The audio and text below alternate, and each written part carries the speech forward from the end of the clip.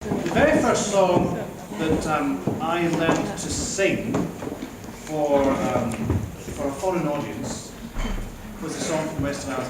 It was called Westering Home, and I was 8, and we were going on a family holiday to the Lebanon back in '74, before the war.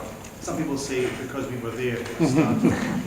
But and I got to sing. My grandfather said, "Son, you've always got to have a song ready, because you know if it's a party, you've always got to have something you can do and you can perform." So I literally learned this song, Westering Home, on his lap.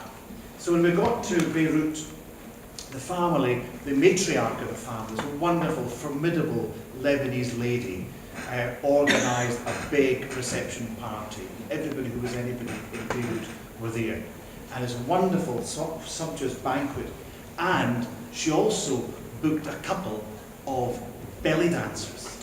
Now, I was 8, and I wore a kilt. And when I was 8, we came up to the sort of their midriff, you know, and it was great. Even at 8, I could appreciate that. Sadly, I've never had the chance to sing Westering Home between a couple of belly dancers since.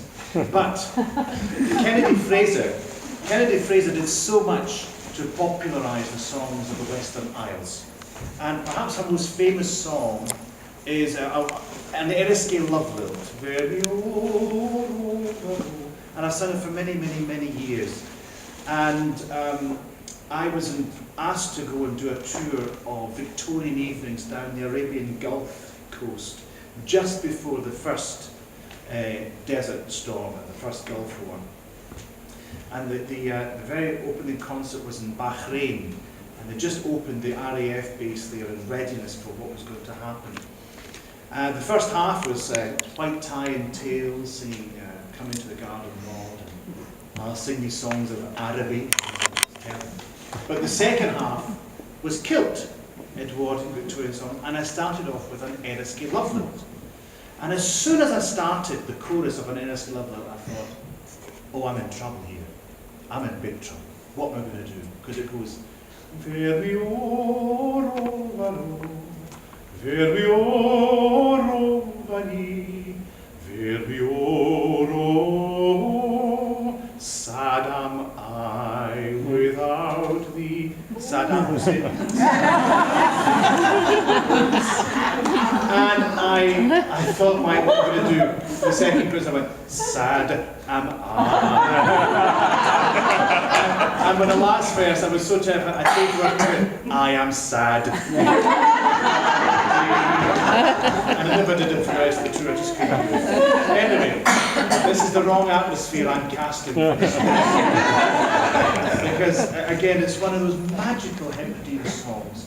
You can almost stop time when you go to the Hebrideans, quite literally. You're in the middle of nowhere. And Marjorie Kennedy Fraser was able to take the very best of the Gaelic tradition and make it open and accessible to us all. This is a song of the Wild Swan over Jura. And Jura is this magnificent island just off the mainland, quite close to the mainland, on the west coast, just opposite Loch Sween, just opposite where Scotland started in Dalriada. It's a part of the world you really have to visit. To take us to Jura, in the flight of the swans, it is Monique.